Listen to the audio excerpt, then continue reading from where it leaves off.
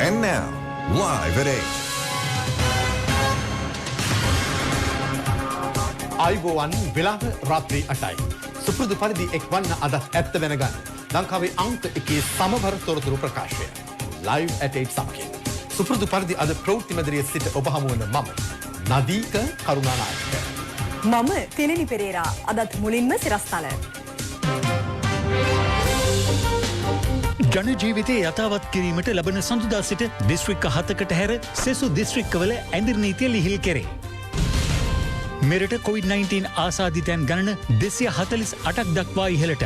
කොළඹ දිස්ත්‍රික්කයේ ආසාදිතයන් ගණනත් 55 දක්වා ඉහළට. දින නියමයක් නොමැතිව මැතිවරණයේ කල් දැමීමට කොමිසමට බලයක් නැති බව අගමැති පවසයි. නීති විරෝධී මත්පැන් හදන හැටි සමාජ මාධ්‍ය ඔස්සේ ගෙන යන්නන්ට වැඩවර්දී. මේ දඬුවම් දෙකටම යටත් විය හැකි බරපතල වරදක් ඔවුන් විසින් සිදු කරනු ලබන ලෝපුරා නිවාසවල කොටු වී සිටින්නන් වෙනුවෙන් ඉදිරියට එන බොලිවුඩ් හොලිවුඩ් සුපිරිතරු.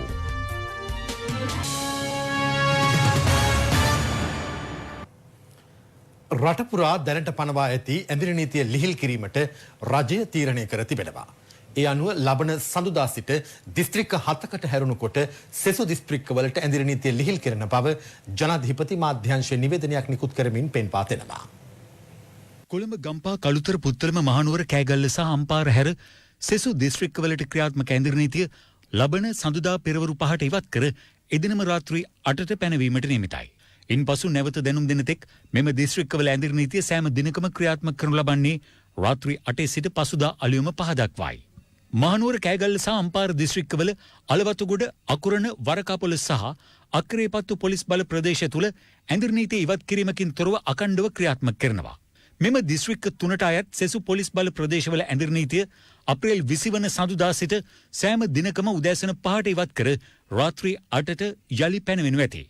ජනාධිපති මාධ්‍යංශය නිකුත් කළ නිවේදනයේ සඳහන් වන්නේ ඇඳිරි නීතිය ලිහිල් කර ඇති යම් ප්‍රදේශයක් හෝ ගම්මානයක් හෝ අවදානම් කලාපයක් ලෙසට හඳුනාගතහොත් එම ප්‍රදේශ සීමාවන පරිදි ඇඳිරි නීතිය පැනවීමට ඉඩ ඇති බවයි.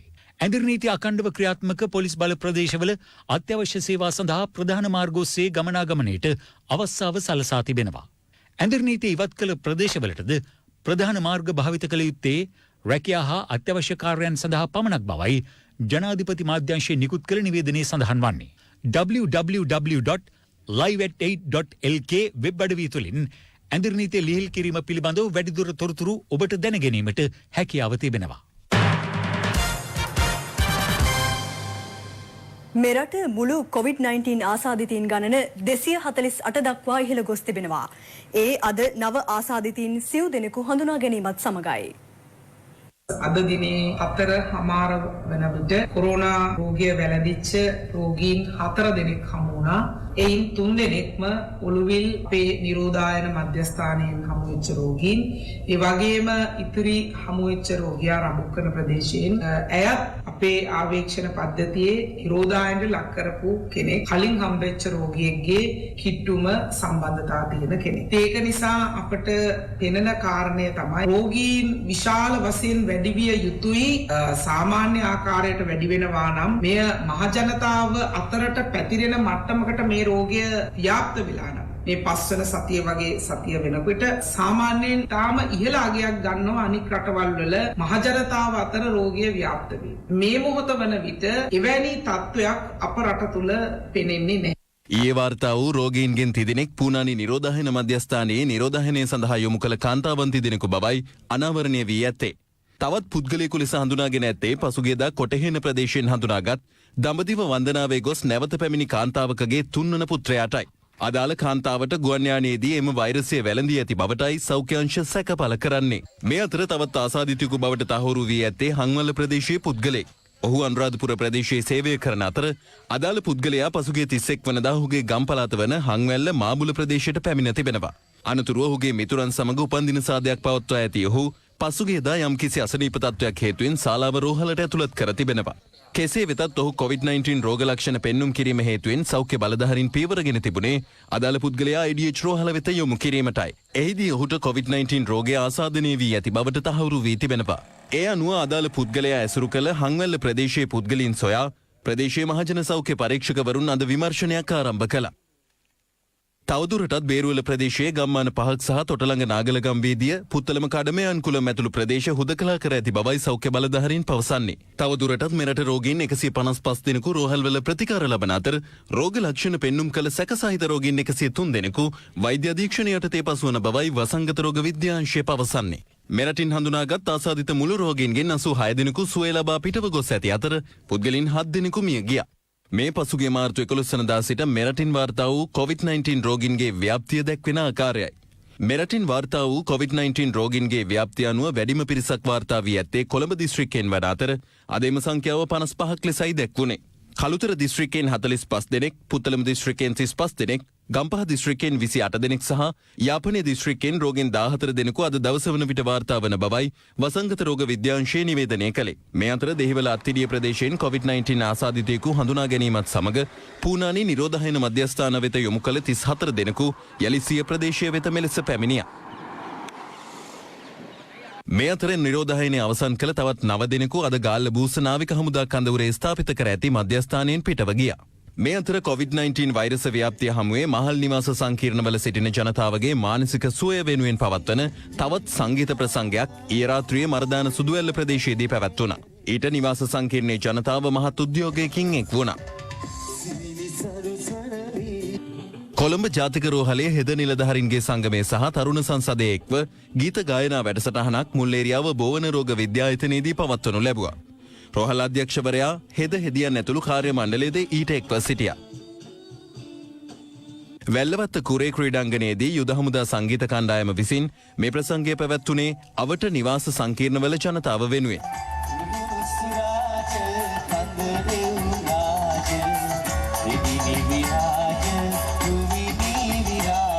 ශ්‍රී ලංකා ගුවන් හමුදාව මෝදර උයන නිවාස සංකීර්ණයේදී පැවැත් වූ සංගීත ප්‍රසංගයටද එම නිවාස සංකීර්ණයේ ජනතාවගෙන් හිමි වුණේ ඉහළ ප්‍රතිචාරයක්.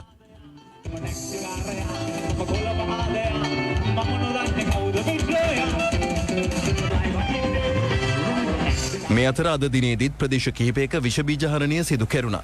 ඒ අනුව ඇඳිරි නීතිය ඉවත් කිරීමෙන් අනතුරුව තංගල්ල දිහිවර වරායට පැමිණෙන ජනතාවගේ ආරක්ෂාව වෙනුවෙන් එම වරාය පරිශ්‍රය විෂ බීජහරණය කරනු ලැබුවේ මෙලෙසින්. මේ අතර ඊයේ යලි වැඩ කටයුතු ආරම්භ කළ මධ්‍යම තැපැල් හෝමාරුවද අද දිනේ විෂ බීජහරණයට ලක් කෙරුණේ මෙලෙසින්.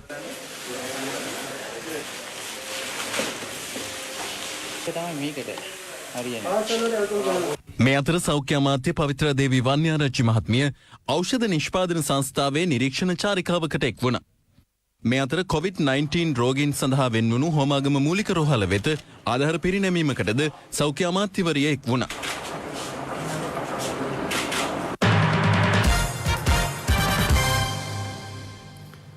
පාර්ලිමේන්තු මැතිවරණ පනතේ 24/3 වගන්තියට අනුව ජනාධිපතිවරයා නියම කළ දිනයට පාර්ලිමේන්තු මැතිවරණය පැවැත්වීමට නොහැකි නම් ඒ සඳහා වෙනත් දිනයක් නියම කිරීමට මැතිවරණ කොමිසම බැඳී සිටින බව අග්‍රාමාත්‍ය මහින්ද රාජපක්ෂ මහතා පවසනවා.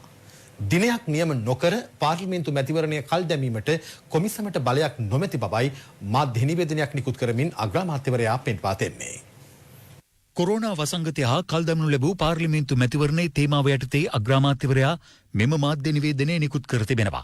එහිදී අග්‍රාමාත්‍යවරයා පවසන්නේ ගෝලීය ලෙස මෙම වෛරස වසංගතය ඇමරිකාව, ඉන්දියාව, බංග්ලාදේශයට බලපානු ලැබුවේ එම රටවල් කාලයක් මුළුල්ලේ වේගවත් ආර්ථික වර්ධනයක් සාක්ෂාත් කරගෙන තිබූ අතර නමුත් ශ්‍රී ලංකාවට මෙම ඌදුරට මුහුණ දීමට සිදු වූයේ දරුණු ආර්ථික කඩාවැටීමක් මැද්දේ බවයි. 2019 වසරේ නොවැම්බර් මාසයේදී අලුත් ආණ්ඩුවක් පිහිට වුවද පාර්ලිමේන්තුවේ බහුතරයක් නොමැතිවීම හේතුවෙන් පසුගිය ආණ්ඩුවේ ඖෂධ හා පොහොර සැපයුම්කරුවන්ට හිඟ මුදල් ගෙවීමට හෝ අතුරු සම්මත ගිණුමක් සම්මත කර ගැනීමට නොහැකි වූ බවද අග්‍රාමාත්‍යවරයා එම නිවේදනයෙන් පෙන්වා දී තිබෙනවා. ව්‍යවස්ථාවට අනුව ජනාධිපතිවරයාට හිමිවන මුදල් බලතල විධිවිධාන පමණක් මෙම අවස්ථාවේදී ජනාධිපතිවරයාට හිමිව තිබෙන අතර එය මේ මොහොතේ බලපෑ අවාසිදායක තත්ත්වයක් බවයි අග්‍රාමාත්‍යවරයා පවසන්නේ.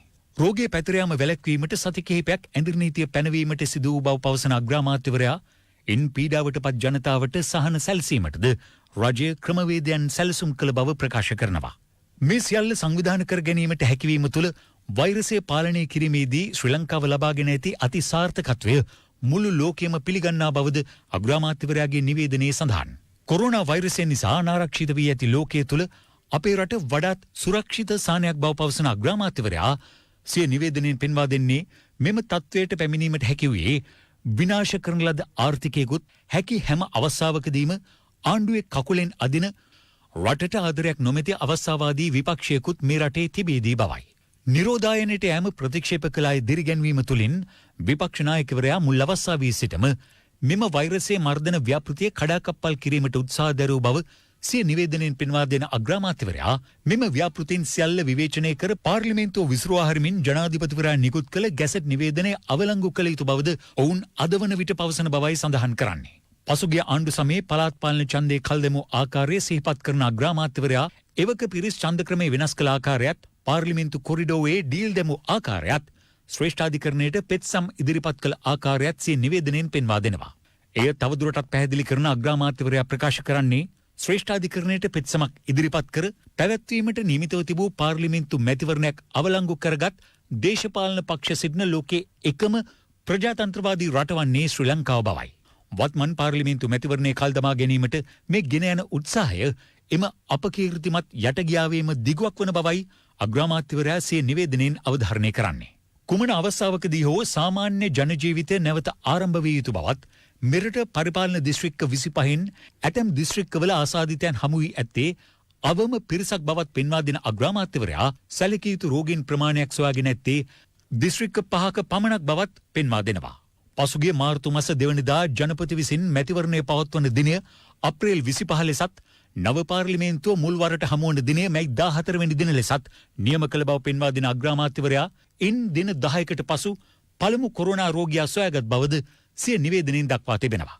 ඒ වන විට මැතිවරණය පවත්වන දිනය වෙනස් කිරීමට ජනාධිපතිවරයාට බලයක් නොතිබූ බව පවසන අග්‍රාමාත්‍යවරයා 1981 අංක 1 දරන පාර්ලිමේන්තු මැතිවරණ පනතේ 24/3 වගන්තියට අනුව ජනාධිපතිවරයා නියම කළ දිනට පාර්ලිමේන්තු මැතිවරණය පැවැත්වීමට නොහැකි නම් ඒ සඳහා වෙනත් දිනයක් නියම කිරීමට මැතිවරණ කොමිසම බැඳී සිටින බව අග්‍රාමාත්‍ය මහින්ද රාජපක්ෂ මහතා සිය නිවේදනයෙන් පෙන්වා දෙනවා. එහිදී අග්‍රාමාත්‍යවරයා අවධාරණය කර සිටින්නේ දිනයක් නියම නොකර පාර්ලිමේන්තු මැතිවරණයේ කල් දැමීමට කොමිසමට බලයක් නොමැති බවයි. සති ගණනක් හෝ මාස ගණනක් හෝ අනාගතයේ විය හැකි නොහැකි දේවල් පිළිබඳව ඇති කරගන්නා උපකල්පන මත අනිවාර්යෙන්ම පිළිපැදිය යුතු නීතිමය ප්‍රතිපාදන නොසලකා හැරිය නොහැකි බව පෙන්වා දෙන අග්‍රාමාත්‍යවරයා පවසන්නේ මැතිවරණ කොමිසම ප්‍රථමයෙන් 24/3 වගන්තිය යටතේ ඔවුන් වෙත පැවරී ඇති කාර්යභාරය නීතියට අනුකූලව ඉටු කර ඉන් පසුව සාකච්ඡා කළ යුතු කාර්යයන් ඇතනම් ඒ වෙත යොමු විය යුතු බවයි.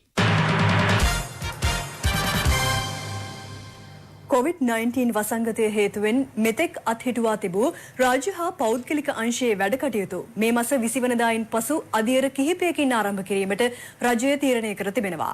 ඒ අනුව රට තුළ දැනට සම්පූර්ණයෙන් වසා දමා ඇති ආයතන සහ දැනට ක්‍රියාත්මක තත්ත්වයේ පවතින ආයතන පිළිබඳව කඩිනම් වාර්තාවක් සකස් කිරීමට නිපුණතා සංවර්ධන රැකී ආරක්ෂා සහ කම්කරු සම්බන්ධතා අමාත්‍යාංශය පියවරගෙන තිබෙනවා.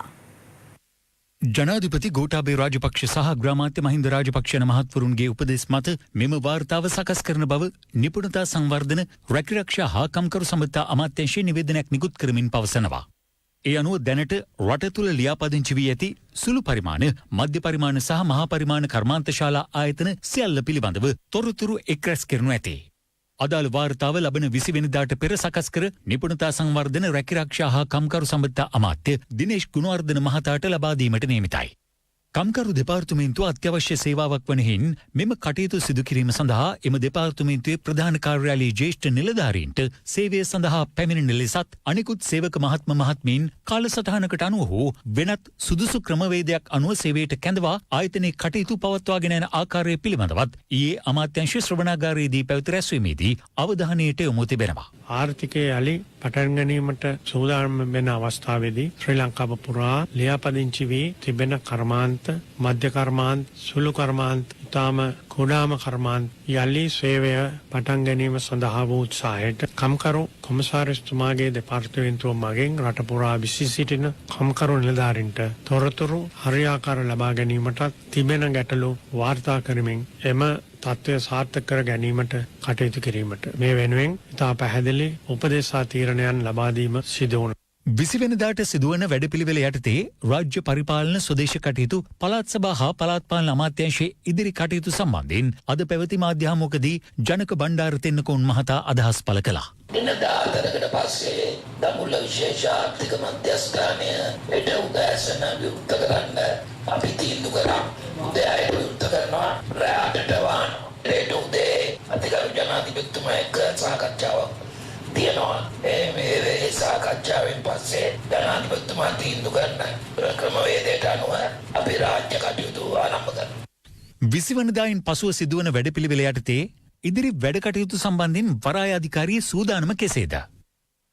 ඉදිරියට අපි කොහොමද වැඩ කරන්න කියන එක තමයි අද තියෙන ප්‍රශ්නය. අපි මේ පහුගිය වකවානුවේ අවශ්‍යතාවයන් සඳහා ගෙනව ගත්තේ අත්‍යවශ්‍යම සේවාවල් සිදු කිරීමට අවශ්‍ය 1500ත් 2500ත් අතර ප්‍රමාණයක් තමයි දිනපතා දිවාරෑ අපේ කට්ටිය වැඩ කරේ ඒ අවශ්‍යතාවයට සාපේක්ෂව. ඉදිරියේදී මේක විවෘත වීමේදී තවදුරට අපි ක්‍රමානුකූලව තමයි එකපාර මේ 10000ම ගෙන්න ගන්න බලාපොරොත්තුවක් නැහැ. අපි අපේ සේවකයන් ගෙන්නා ගැනීමට වෙනම ප්‍රවාහන කටයුතු අපි සකස් කරලා තියෙනවා ප්‍රදේශ වලට යන්න. එතකොට ඒ වගේ දේවල් සිදු කරලා තියෙනවා. ඒක තවදුරටත් වැඩි කරලා අපිට මේ වෙලාවේ කරන්න පුළුවන්. ඒ තුලින් අපේ මේ රජයේ ඉදිරිපත් කරලා තියෙන ඒ වැඩපිළිවෙලට ඉතාම හොඳ දායකත්වයක් ලබා දෙන්නට පුළුවන් කියලා අපි විශ්වාස කරනවා. රජයේ ඉදිරි වැඩපිළිවෙලට සමගාමීව ලංගම බස් රථ 5000ක් හා දුම්රිය 400ක් සුපුරුදු පරිදි පොදු ප්‍රවාහන සේවා සඳහා යෙදවීමට කටයුතු ද ඇති බව මගී ප්‍රවාහන කළමනාකරණ අමාත්‍යාංශය නිවේදනය කරනවා. එම නිවේදනයේ සඳහන් වන්නේ සේවය සඳහා වාර්තා කරන කාර්ය මණ්ඩලවල ආරක්ෂාවට අවශ්‍ය මුඛ ආවරණ සපයන ලෙසත් විෂබීජ හරණයට අවශ්‍ය විෂබීජ නාශක ලංකා කණ්ඩ තෙල් සංස්ථාවෙන් සපයා ගැනීමට තීරණය කර ඇති බවයි. ඊයේ පැවති සාකච්ඡාවේදී ප්‍රවාහන අමාත්‍ය මහින්ද අමරවීර මහතා කොළඹ ඇතුළු නාගරික ප්‍රදේශවලට එළවලු පළතුරු ඇතුළු ආහාර ද්‍රව්‍ය ප්‍රවාහනය කිරීමට දුම්රිය යොදාගත් තීරණය සම්බන්ධයෙන්ද කරුණු විමසා තිබෙනවා. කිසියම් පාර්ශ්වයක් ඒ සඳහා ඉල්ලීමක් කරන්නේ නම් එම ද්‍රව්‍ය ප්‍රවාහනය සඳහා බලවේග දුම්රිය කට්ටල ලබා දිය හැකි බවද දුම්රිය දෙපාර්තමේන්තුව මෙහිදී අමාත්‍යවරයාට පවසා තිබෙනවා. ලබන සතියේ සිට සමුදා සිට රාජ්‍යාංශයත් පෞද්ගලිකාංශයත් අවදානම් නොමැති ප්‍රදේශවල 50%කින් ක්‍රියාත්මක කරන්න අතිගරු ජනාධිපතිතුමා උපදෙස් ලබා දීලා තිබෙනවා. ඒ වගේම අධි අවදානම් ප්‍රදේශවල 20%ක් දක්වා සීමා කරලා තිබෙනවා. කෙසේ වෙතත් අපේ ප්‍රවාහන අමාත්‍යාංශයේ විදියට අපේ දුම්රිය සේවාවන් ඒ වගේම බස් රථ සේවාවන් සියල්ලමත් ඒ වගේම පෞද්ගලික බස් රථත් ඉදිරියේදී මේ සඳහා ධාවනය කරන්න අවශ්‍ය පීවර ගන්නවා. අපි මේ සියලුම බස් රථවලට දුම්රියට ගොඩ වෙන මගීන් සඳහා ඒ සියලුම ආරක්ෂක විධිවිධාන සකස් කරලා තිබෙනවා. බස් විෂබීජ හරණය කරලා තිබෙනවා. ඒ වගේම අත්සෝද ගන්න අවස්ථාව ලබා දීලා තිබෙනවා. ඒ වගේම සියලුම දෙනා අනිවාර්යයෙන්ම මුඛ ආවරණයක් සහිතව තමයි මේ ප්‍රවාහන සේවයට සම්බන්ධ කරගන්නේ. ඒ වගේම අවශ්‍ය පරතරය තියාගෙන තමයි ගමනාගමනය කරන්නේ. අධික ප්‍රමාණයක් මගින් ගෙනියන්න අපේ බලාපොරොත්තුවක් නැහැ. රජය ලබා දෙන උපදෙස් අනුව ඉදිරියේදී අවශ්‍ය වෙන ප්‍රමාණයටම සම්පූර්ණ අපේ ශක්තිය යොදවලා ජනතාවටත් ප්‍රවාහන අවශ්‍යතාවය ලබා දෙනවා. සියලුම දෙනා මේ කරන කැපවීමේ ප්‍රතිඵලය අපිට ලබන මාස වෙනකොට භුක්ති විඳින්න පුළුවන් වෙයි කියලා තමයි අපි විශ්වාස කරන්නේ. රටේ ඉදිරි තීරණ ගැනීමේදී සියලු පාර්ශ්ව සහභාගී කර ගනිමින් ජනතාව ආරක්ෂා වන අන්දමින් කටයුතු කරන බව යුද්ධ හමුදාධිපති ලුතිතන් ජෙනරල් ශවේන්ද්‍ර සිල්වා මහතා පවසනවා. යුද්ධ හමුදාධිපතිවරයා මේ අදහස් පළ කළේ ස්වර්ණවාහිනියේ චන්දන පුස්සවැල සමග විශේෂ සාකච්ඡාවකට එක්වෙමින්. මේ COVID-19 වසංගතයට එරෙහිව සටන් කරන මොහොතේ ඒ ජනාධිපති කාර්යසාධක බලකාය ප්‍රධානියා විදිහට කටයුතු කරන්නේත් මෙතුමා. මේ කාර්යසාධක බලකායේ කටයුතු කොහොමද මැතිතුමනි කරන්නේ? එහෙනම් අපි ළඟම ආසන්නම උදාහරණේ ඊයේ මොනවද කරේ කියලා. හරි. ඊයේ දිනේ කාර්යසාධක බලකාය රැස් වුණා දවල් 2ට. අපි සාමාන්‍යයෙන් සෑම දිනක දවල් 2ට අපි රැස් වෙන්නේ. 2 ඉඳලා 4 වෙනකන් තමයි සාමාන්‍යයෙන් අපි රැස් වෙලා සාකච්ඡා කරනු ලබන්නේ. මේකේ කිසිම රහස්‍යභාවයක් නැහැ. ඒකයි ඔය වෙලාවල් ඔක්කොම කියන්නේ. ඊයේ දිනේදී අපි කරා දේශනම 3ක් ගියා. ඒ දේශන 3න් 2ක්ම වුණේ කොහොමද රටෙන් මේ දැන් තිබෙන ඇඳිරි නීතිය නිරෝධායන ඇඳිරි නීතිය වත් කරලා රට යථා තත්ත්වයට පත් වෙනවා නම් පත්විය යුතු ආකාරය සම්බන්ධව අපි කරපු දේශන 2ක් ඒ සම්බන්ධයෙන් ප්‍රසන්ටේෂන්ස් 2ක් කරා. කණ්ඩායම් 2ක්. එකක් අර community medicine physicians of community medicine කියලා ඒ කට්ටියගේ ප්‍රසන්ටේෂන් එකක් කරා කොහොමද how to exit කියලා.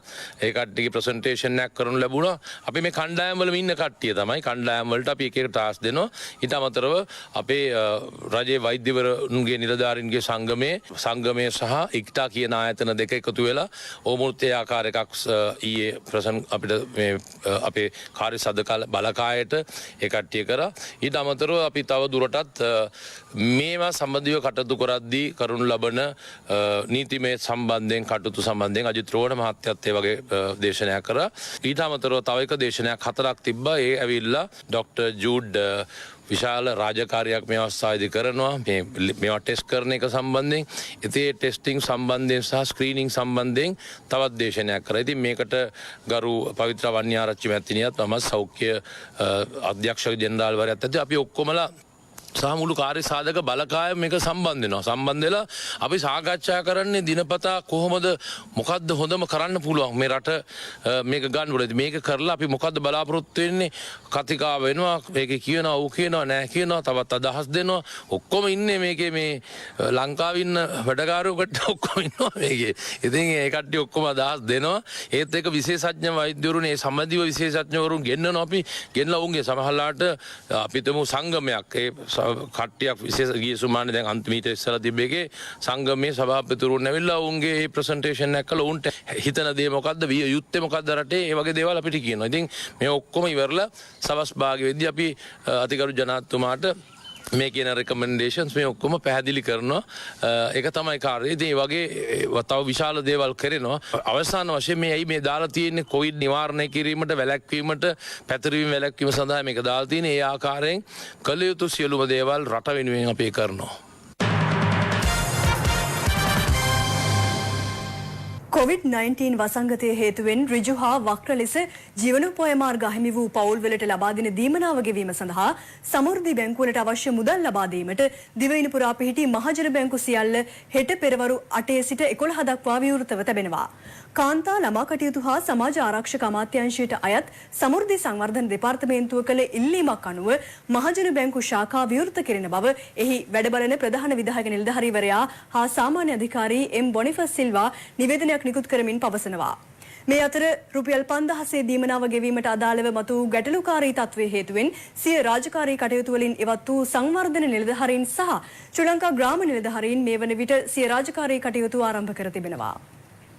අපේ ලේඛන පිළියරන් තියෙනවා. මුදල් ගෙවීමේ ක්‍රියාවලිය රජයේ ප්‍රතිපත්ති අනුකූලව සිදු වෙලා තියෙනවා. විගණනයට ලක් කරන හැකි ආකාරයට ඒ වගේම මුදල් වල වගකීම දැරීමේ හැකියාව ලැබිලා තියෙනවා. ක්‍රමවේදයේ සාර්ථක වෙලා තියෙනවා. ඒ නිසා අපි ඊයේ හවස මේ සාකච්ඡාවෙන් පස්සේ අපි සියලු දෙනා අපි සංගම් සියලු ග්‍රාම නිලධාරී උත්සව සංගම් ආදී සංගම් උත්සව සංගම් තා කුෂ්කරණ ප්‍රශ්න භාෂාකරණ නිලධාරී සංගම් ඊයේ රාත්‍රියේ සිට නැවතවතාවක් අපි උද්දේශකයන්ට නවත්තලා අපි ඊයේ රාත්‍රියේ සිට නැවතවතාවක් මේ සේවයට අවර්තිනව දැන් රාජකාරී කරගෙන යනවා. මේ වෘත්තීය ක්‍රියාමාර්ගයේ සහාය දක්වපු සියලුම නිලධාරී ශේෂ්ඨ තුනේම දැන් මේ වෙන සේවයට වාර්තා කරන්න ඔබතුමාලා අපි සකස් කරපු අපි එකඟ වූ කාරණා අනුව රාජකාරී සිදු කරන්න. හැබැයි අපි දැඩි ස්ථාවරයෙන් ඉන්න සොදේශ කර්තෘ අමාත්‍යාංශ ලේකම්වරයා අනිවාර්යෙන් අපේ සමාජාංශ ලේකම් දුරෙන් ඉවත් කළ යුතුයි.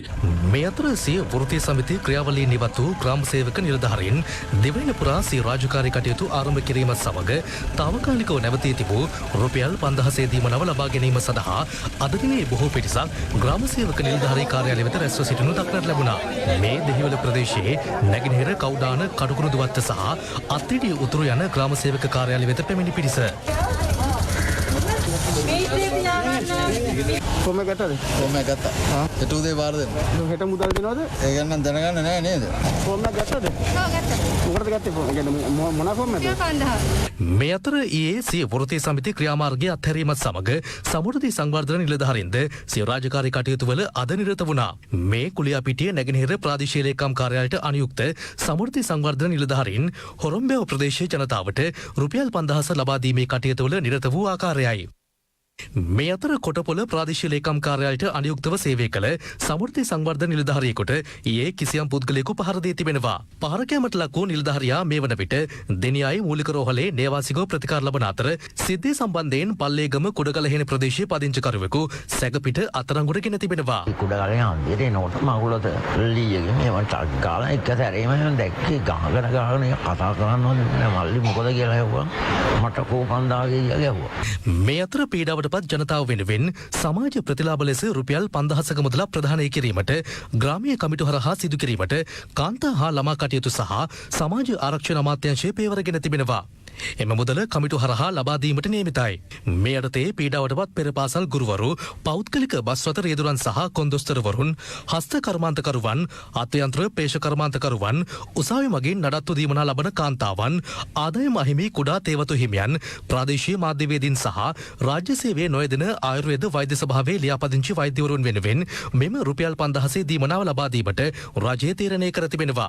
මේ අනුව මෙම ශ්‍රේෂ්ඨ යටතේ රාජ්‍ය හා පළාත් මට්ටමින් ලියාපදිංචි වී සිටින්නන්ගේ නාම ලේඛන මේ වන විට ග්‍රාමීය කමිටුව වෙත යොමු කොට ඇති බව කාන්තා හා ළමා කටයුතු සහ සමාජ ආරක්ෂණ අමාත්‍යාංශය ප්‍රකාශ කළා. මීට අමතරව ග්‍රාමීය කමිටු නිර්දේශ මත ග්‍රාමීය කර්මාන්ත ශ්‍රේෂ්ඨයේ නිරත වන්නන්, ග්‍රාමීය මට්ටමේ සේවා සපයන්නන් සහ ග්‍රාමීය අලෙවිකරණයේ නිරත වන්නන් හට මෙම රුපියල් 5000 දීමනාව ලබා දෙනු ඇති.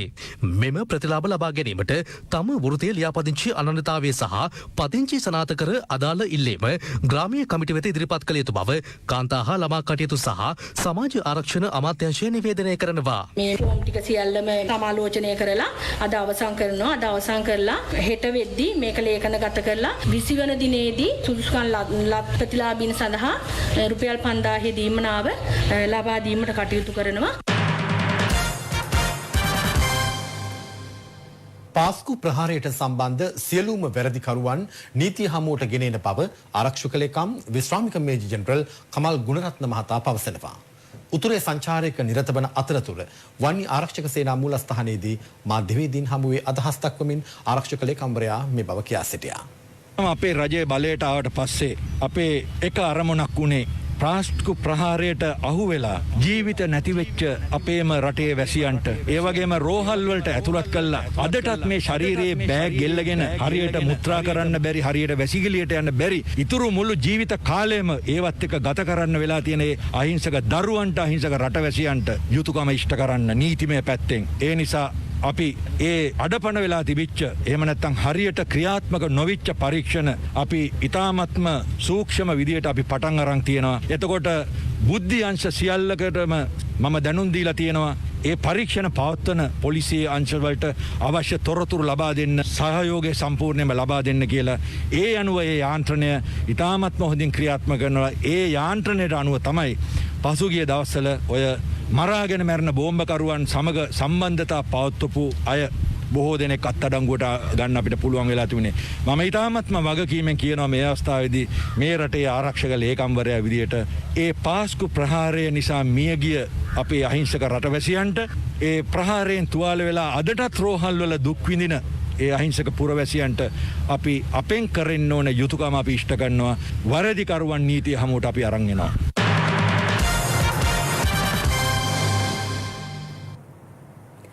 රත්නපුර සමන් දේවාලය ආසන්නයේ පිහිටි කපුගම්පිටිය ප්‍රදේශයේදී මත්කුඩු සමග සැකකරුවන් දෙදෙනෙක් රත්නපුර පොලිසිය අත්අඩංගුවට ගෙන තිබෙනවා. සැකකරුවන් දෙදෙනා ළඟ තිබී බ්‍රවුන් ෂුගර් වර්ගයට ඇත් මත්කුඩු ග්‍රෑම් 5ක් සොයා ගැනීමට රත්නපුර පොලිසියට හැකි වුණා. අදාළ සැකකරුවන් සහ මත්කුඩු රත්නපුර මහේස්ත්‍රාත් අධිකරණයට ඉදිරිපත් කළ අතර සැකකරුවන් ලබන 24 වෙනිදා දක්වා රක්ෂිත බන්ධනාගාරගත කර තිබෙනවා. මේ සම්බන්ධයෙන් රත්නපුර මහ සමන් දේවාලයේ බස්නායක නිලමේ තැන්පත් මිගාර ජයසුන්දර මහතා පැවසුවේ මෙවැනි අදහසක්. ඒ සිදුවීමක් සිදුවලා තියෙනවා සබරගම් මහ සමන් දේවාලයට අල්ලපු ගම්මානයේ වෙන කපුගම් පිටිය කියන ගමේ. ඒ ඇරෙනකොට සබරගම් මහ සමන් දේවාලයේ මෙවැනි සිදුවීමක් සිදු නොවන බව මම මේ වෙලාවේ කියා සිටිනවා. ඇඳුරු නීතිය ක්‍රියාත්මක වන අවස්ථාවේ වවුනියාව උක්කුලාන් කුළුම ප්‍රදේශයේ නිවසකට ඊයේ රාත්‍රියේ ඇතුළු සොරෙකු ප්‍රදේශවාසීන් අල්ලා ගස් බැඳ පසුව වවුනියාව පොලිසියට බාර දුන්නා. ඇඳුරු නීති කාලය තුළ තනමල්විල බලහරුව ප්‍රදේශයේ නිවසක් තුළට ඇතුළු වී නිවැසියන් බියගන්වා රන් භාණ්ඩ සහ මුදල් සොරාගත් කණ්ඩායමක එක් සැකකරුවෙකු සූර්යවැව පොලිසිය අද අත්අඩංගුවට ගත්තා. ඔහු සතුව තිබී ජංගම දුරකථන කිහිපයක්, සිම්පත් 18ක්, රුපියල් 1,28,000ක් පොලිස් භාරයට ගෙනුණා. සිද්ධියට සම්බන්ධ කණ්ඩායමේ තවත් සැකකරුවන් දෙදෙනෙකු තනමල්විල පොලිසිය ඊයේ අත්අඩංගුවට ගෙන තිබෙනවා. බගවන්තලාව පොලිස් වසමට අයත් චැපල්ටන් තේවත් හරහා ගලා බසින කෙසෙල්ගම ඔයේ ඇඳුරු නීතිය පවතින වෙලාවේ මැණික් ගරමින් සිටි සැකකරුවන් සිව් දෙනෙකු බගවන්තලාව පොලිසිය අත්අඩංගුවට ගෙන තිබෙනවා. මැණික් ගැරීමට යොදාගත් උපකරණද සමගින් අදාළ සැකකරුවන් හැටන් මහේස්ත්‍රාත් අධිකරණයට ඉදිරිපත් කිරීමට නියමිතයි.